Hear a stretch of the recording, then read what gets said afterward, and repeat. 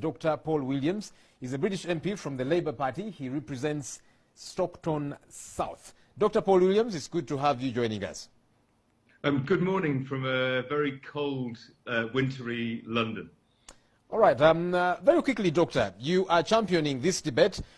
What's the debate exactly? What are the specificities of the debate? What is the discussion going to be about? Well, I think it's really important that the United Kingdom, as a friend and as an equal partner of Uganda, looks critically at some of the things that have been happening in Uganda. And, you know, I and many people in my country are concerned to see that what looks like a really strong democracy with strong institutions, independent electoral commission, independent judiciary, seems to be being undermined. And one example of that has been the what we've seen happening to Chagulani Robert, to Bobby Wine, but we've seen many politicians being harassed, being beaten, allegations of torture, and I think members of parliament in my country, as friends to Uganda, want to have the chance to discuss this. So some folks would ask and say, what impact is this going to have, considering Uganda is a sovereign state?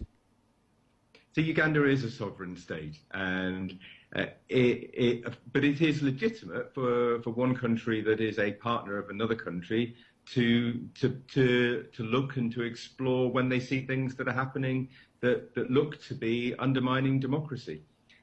We are important partners in security, we're important partners in development, we're important partners in business.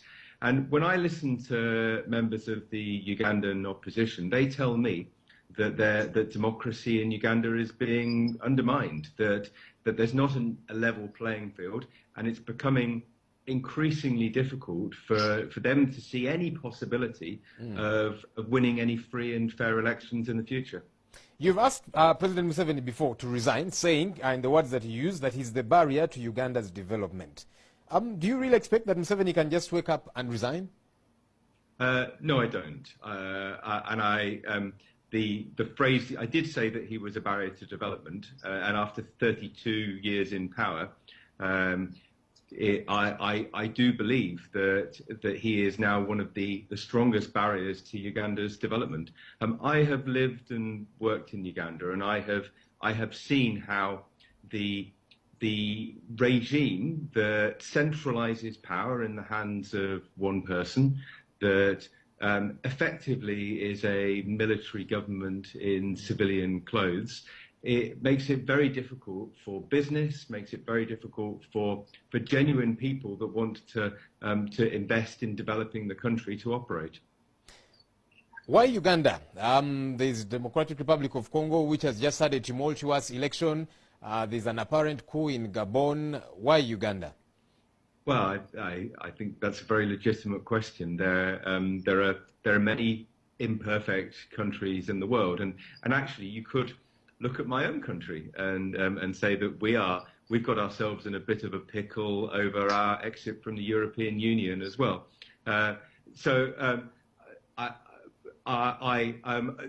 of us is perfect, but that doesn't mean that there are not serious concerns about members of parliament being arrested and tortured, and about the whole way in which democracy is conducted within Uganda. Not only the low-level intimidation, harassment, arrest of opposition members of parliament, but also the way in which, you know, we all know that in Uganda there is a parallel structure, parallel to the democratic process, that is loyal only to the president and to the ruling party, and that makes it very difficult for a true democracy to be able to prevail, and it makes it very difficult for Ugandan people, if they did ever want to choose a different leader, to be able to do that in a free and fair way. Let me read to you a response by our Information Minister, the Honourable Frank Tumwebaze. He said, Uganda's democracy is not discussed and debated in London. That can't be democracy, but rather an abuse of real democracy. We got enough of their imported democracy before 1962, and it was up to no good. What's your response to that, Doctor?